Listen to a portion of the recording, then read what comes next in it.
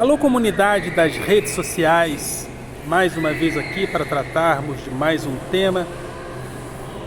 Eu gostaria mais uma vez de falar de Deus. Quem é Deus? Mas de repente alguém diria assim: mas quem é esse filósofo ou esse professor de filosofia para falar de Deus? Afinal de contas, dizem por aí que todo professor de filosofia é ateu.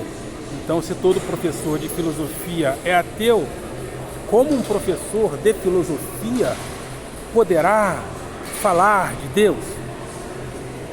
Mas ninguém combinou comigo que, ao me especializar em filosofia, eu teria que ser ateu. Ninguém combinou isso comigo. Então, se ninguém combinou isso comigo, e se, sobretudo, isso não foi combinado entre eu e Deus, por que eu seria ateu?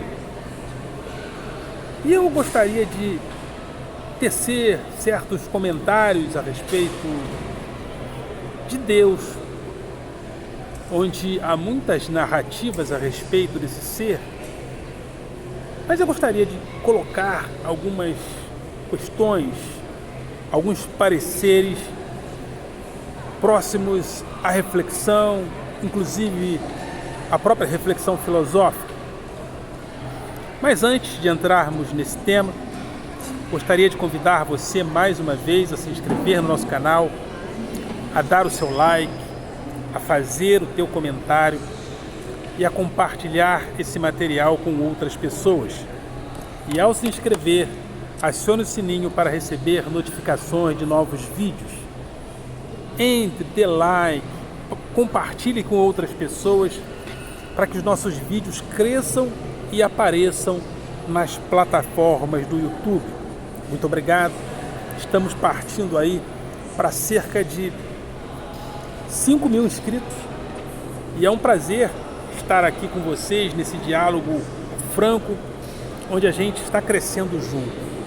Então, dê like, participe, faça o teu comentário e compartilhe nosso material com outras pessoas. Sobretudo, se você entende a importância deste canal, que tem dois objetivos principais: convidar a classe dos professores para que nós possamos participar a cada dia do debate público.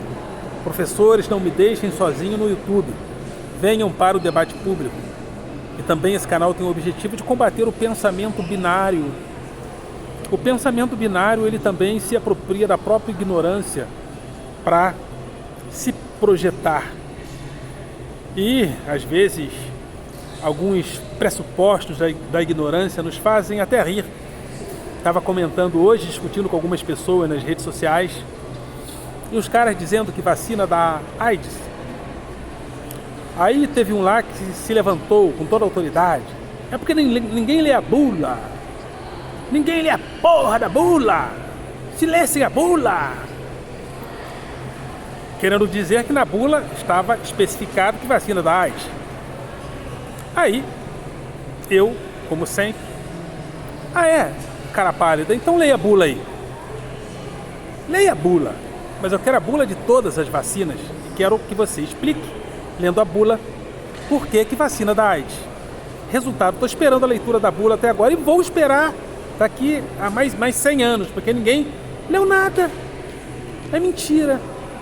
Então o pensamento binário, ele inclusive, como ele entende que o mundo que ele vive é um mundo de inimigos contra os amigos dele, então qualquer coisa que ele fale é verdade, simplesmente porque ele falou e aquilo está do lado dos amigos dele. Se o outro lado falar, que é o lado dos supostos inimigos, esse outro lado está mentindo. Então são pressupostos do pensamento binário. E o pensamento binário, ele é assim. Ele não se aprofunda, e hoje vivemos em tempos de pós-verdade, né? Onde verdade é like. O que é verdade? É aquilo que tem like. Você recebeu like, muito like, então deve ser verdade. Recebeu pouco like, então o que você está falando é suspeito de não ser verdade. E vivemos essa pós-verdade, né? a verdade que eu chamo carinhosamente de mentira. A mentira que é a mentira nua, né? A mentira que você não precisa disfarçar para mentir. A mentira nua você simplesmente fala, vacina da AIDS. Pronto, ninguém acredita. Nem os partidários do presidente acreditam. Mas é isso aí. Meu grupo de Facebook, Filosofia com Eldon Rosa Masson, e o meu blog, através do endereço rosamasson.blogspot.com. Rosa Masson sempre com 2 S e tudo junto. Então vamos lá ao tema de hoje. Estou aqui esperando minha esposa, né? Ela foi ali fazer umas compras. E eu estou aqui refletindo, né? Nesses finais de ano, nessas datas natalinas, a gente fica bastante reflexivo. Então eu estou procurando, né, caminhos para refletir sobre o que é Deus, quem é Deus. Evidentemente, como ninguém combinou comigo que como filósofo eu teria que ser ateu, eu vou falar aqui sobre o Deus da minha concepção. Eu fui criado em um lar chamado berço evangélico, né?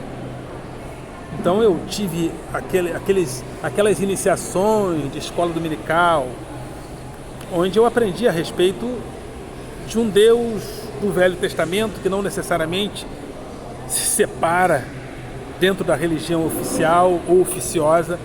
O Deus do Velho Testamento não necessariamente se separa do Deus do Novo Testamento.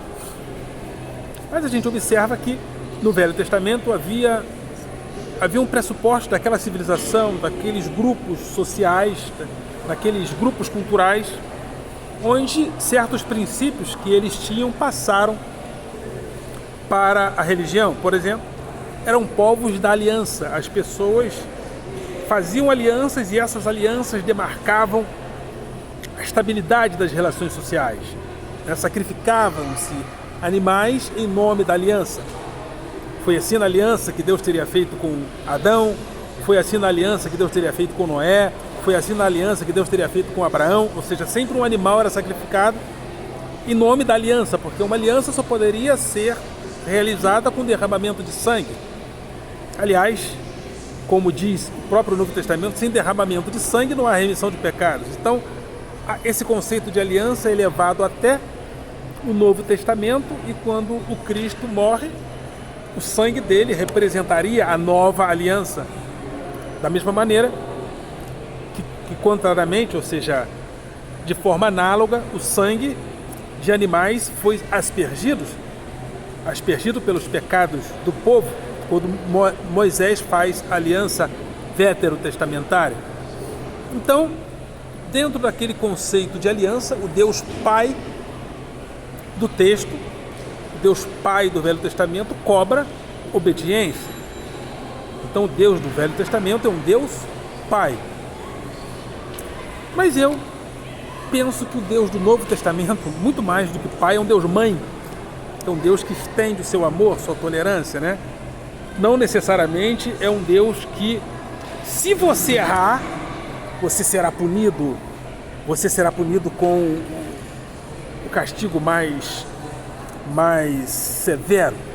Não é assim que o Deus do Novo Testamento aparece. Então, esse Deus do Novo Testamento eu chamo carinhosamente de Deus Mãe, um Deus que não necessariamente vai te punir por causa do que você fez de errado. E é interessante esses valores do Velho e do Novo Testamento, eles são muito pertinentes, porque no Novo Testamento eu penso que inclusive não há pecado, porque no capítulo 5 de Romanos diz que um pecou, e por causa do pecado de um, que foi Adão, o pecado entrou no mundo e passou a todos os homens. Porém, no capítulo 5 de Romanos também diz que o último Adão veio e se sacrificou. E quando o último Adão veio, ele se sacrificou por todos os homens. Então, ninguém precisou pecar ou aceitar o pecado de Adão para nascer pecador, da mesma maneira como ninguém precisou aceitar a Cristo para nascer justificado. Então, essa é a maneira como eu vejo o Deus do Novo Testamento também. Um Deus de amor que estende o seu beneplácito a todos os seus filhos através de uma nova aliança. Ou seja, no Novo Testamento sequer há o pecado, porque o pecado é um conceito que surge em um povo, que é o povo judeu, que tinha um Deus e esse Deus aparece às pessoas como superior às pessoas, que inferiorizadas precisavam entender que na condição de pecado elas eram inferiores a esse Deus. Se a gente fizer uma comparação com os deuses gregos, por exemplo, os deuses gregos eram muito parecidos com os homens, então o conceito de pecado entre os gregos não cabia. E quando o Cristo morre, a velha aliança ela é desfeita, e era a velha aliança que tornava as pessoas pecadoras, porque ninguém poderia cumprir todas aquelas leis. Porém, no Novo Testamento, a lei é abolida. E segundo Paulo, sem lei está morto o pecado. Ou seja, então eu parto desse princípio de que não há pecado nenhum mais diante de Deus. Ninguém está devendo nada para Deus. Então, é a leitura que eu faço do Novo Testamento. Evidentemente que alguém poderia dizer assim: então, se não há mais pecado, então eu posso fazer e posso acontecer. Me aguarda aí que eu já vou. Então eu posso fazer e posso acontecer. Porém, no próprio texto diz que tudo me é lícito, mas nem tudo convém. Tudo me é lícito, mas não me deixarei dominar por nenhuma delas. Ou seja, Paulo apresenta esse parecer.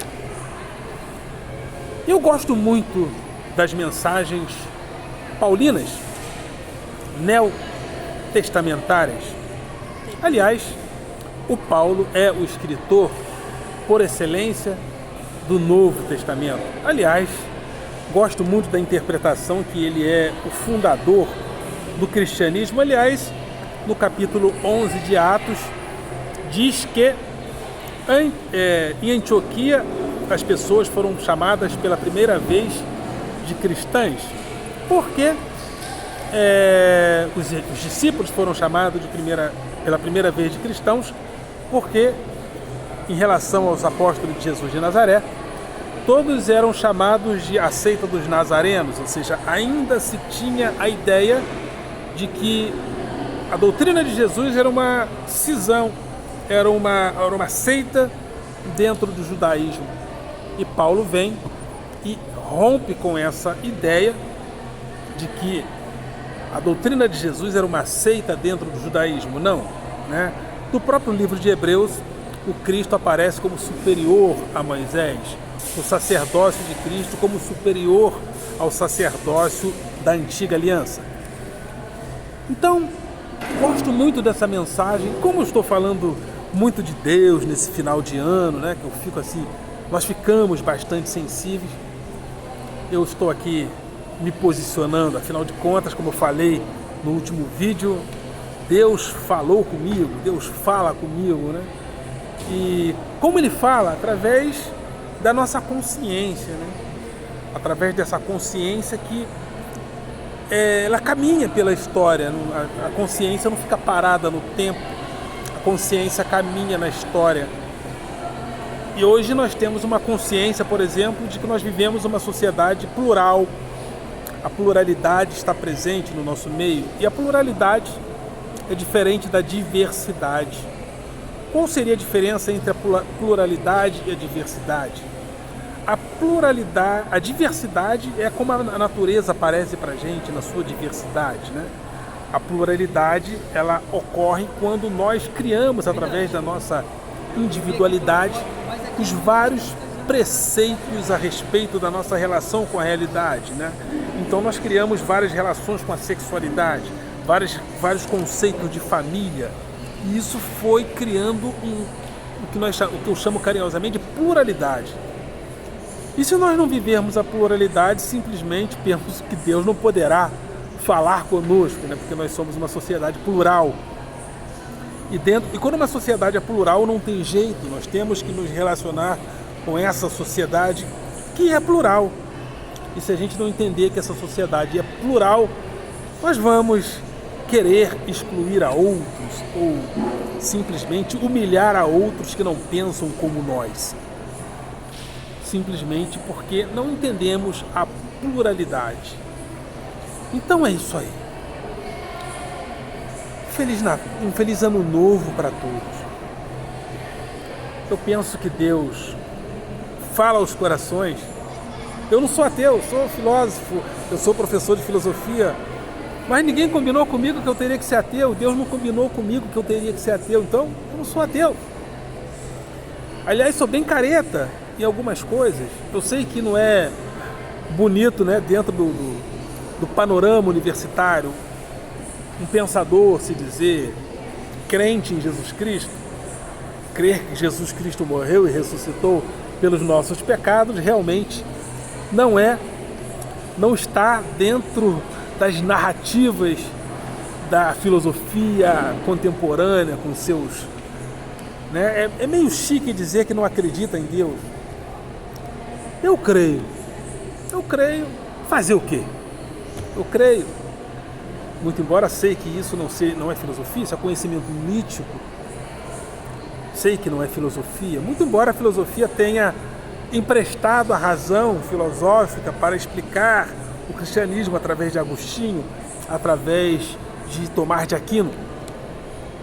Mas eu penso que hoje é difícil, né? Difícil.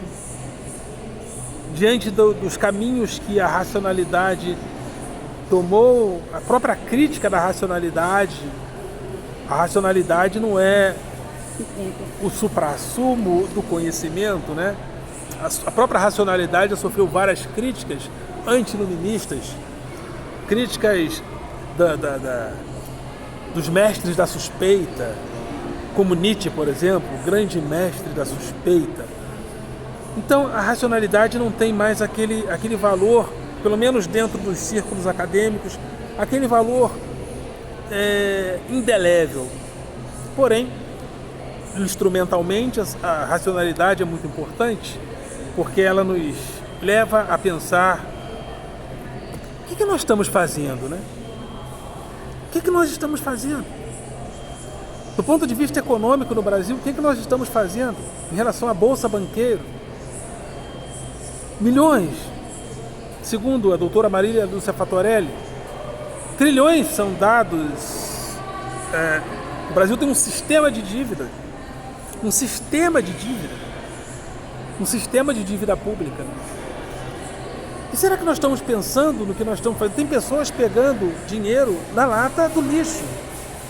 E nós temos um sistema de dívida pública, de dívida, onde os bancos depositam seu dinheiro no Banco Central, ou o Banco Central recaptura esse dinheiro durante a madrugada, para que esse dinheiro não gere inflação, ou seja, os bancos não emprestam para a sociedade, e o Banco Central remunera os bancos diariamente através desse sequestro chamado de operações compromissadas. Aí eu pergunto, o que nós estamos fazendo? O que nós estamos fazendo? E isso não sai na imprensa, não sei porquê.